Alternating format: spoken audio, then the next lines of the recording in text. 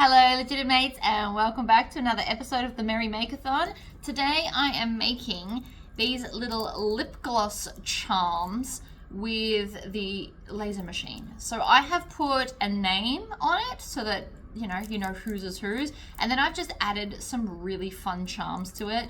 This is a great little add-on to any gift, and I know that the girls are going to love these. So let's get into it.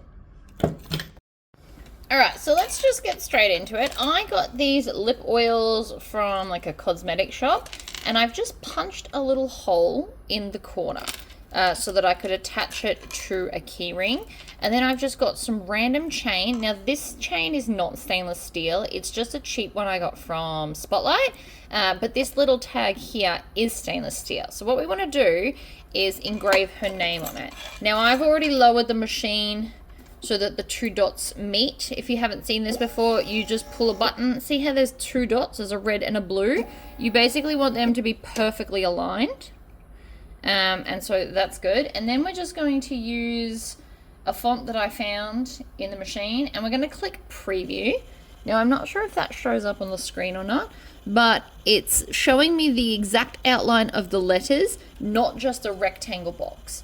There's a place for the rectangle box. This is not it. For something so small, you want to be able to see exactly where it's sitting. Now, I have set my machine to the infrared laser, 100% power, and 3 millimeters per second with 160 lines per centimeter. Now, the instructions as the recommended things are actually, I think, 20 millimeters per second. So the speed is 20, not 3, but I like it nice and deep and dark, and this is the best way to do that.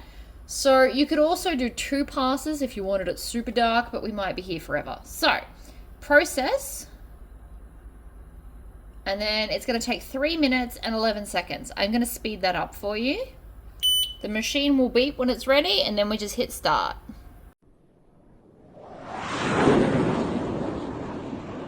Now it's always really hot when you go to touch it, so my suggestion is to not touch it. But that is at 3 millimeters per second. I just want to show you the 20. I did it as a comparison. I don't know if you can tell, but this one is actually deeper. While I can't cut stainless steel, it's definitely indented. I'm trying really hard to show you this. I don't know if you can see that it's quite the bit in there. It's a bit, there we go. Oh, no. Whereas this one is definitely kind of almost more silvery, and it's not as deep. If I had an ASMR camera, I could scratch my nail across it and tell you the difference. But this one is definitely deeper, so that's the slower one. I like that better. I think it lasts longer. But if you're in a hurry, you can do it at the recommended speed of 20. It's marking as opposed to properly engraving. So I like that one. I'm going to make a second one of these, and then we can just decorate these. Now I understand that not everybody has all the charms that I have for a charm bar, but I do know that Kmart has pack, and you can get like half a dozen charms for $4. So if you didn't want to go on the crazy quest that I have, you could absolutely just buy a simple pack of charms from Kmart or Spotlight, or whatever your local like $2 shop is, and put them on from there. Now the second option on how to do this is to have it flat, but you do need to adjust this a little bit because the little jump rings were raising it up a bit higher, and you do really want to be quite specific about this. So again, we're going to do the outline, and I'm going to move it. I might even make it just a little tiny bit smaller.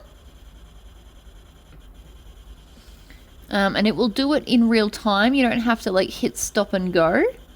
That looks good to me. So again, we're going to do the 3 millimeters per second and process that. It will come out the same, but if you haven't made up your stuff yet, you can do all of your engraving and then take it over and build it. Or if you've already built it, you can then engrave it. There's no right or wrong answer here. Alright, so this is the roll of chain that I got from Spotlight. It is not stainless steel though, so just keep in mind that if it gets wet, it will eventually kind of off color. So this one I've kind of already started. I have taken some beads and some wire and made little loops so that I can attach them. And I'm picking things that I think that the girls will like. All right, so this is the chain that I got from Spotlight. It is just an alloy though, so eventually it will discolor.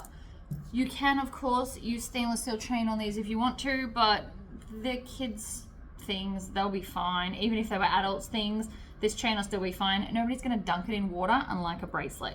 You're also gonna need jump rings. I like to use 5mm, but you can get any size you want. And you'll need 2 pairs of pliers or that fancy ring you wear. I haven't perfected the ring thing yet, so I'm just not gonna bother. But what we're gonna do is we're gonna grab the ring right near the opening, and I kind of hold them at opposite angles to get it open nice and smooth. And then you can just start attaching them wherever. There's no real rhyme or reason to it, but kids love charms, adults love charms.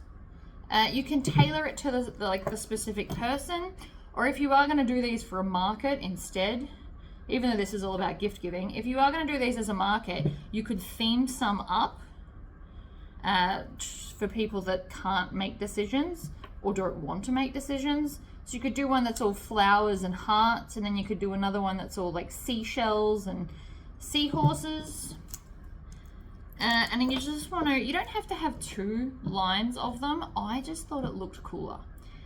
So it's really just whatever your heart desires. So again, I grab it near the opening and then I twist it open that way. I find that I get the straightest twist doing it that way. I had already picked these out because we don't want to be here for forever. I literally have about 1,000 of these charms. Some are stainless steel, most of them are alloy, like all these pretty ones with the enamel on them are alloy. I have been struggling to find nice stainless steel ones that look like that.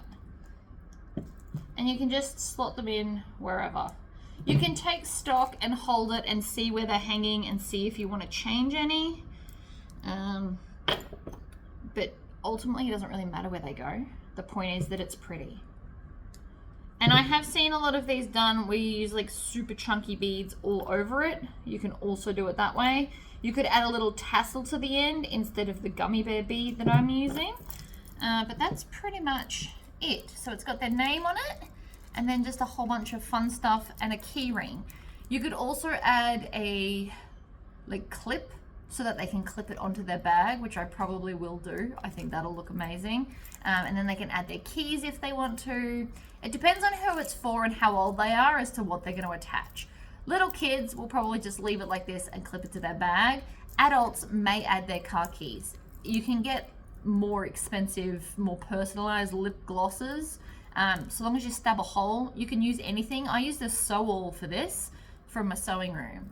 So you could drill it if you have like a little Dremel, whatever makes you happy to get the hole. I've seen some people use like a thumbtack, but that's simple and yet really, really pretty. Little kids are gonna love this. That's who these are for. But even adults, I could put it as part of a hamper and it would be a great add-on. And it's personalized. You don't have to do a name. You could do a favorite quote. You could put the name on one side and then something else on the other. You could put the name on both sides. It's just really whatever you think of. So that's that done. That is now ready to go as part of the hamper. Please make sure that you like this video if this was inspirational in any way, and make sure you have subscribed to my channel, and I will see you all in the next video. All right guys, bye.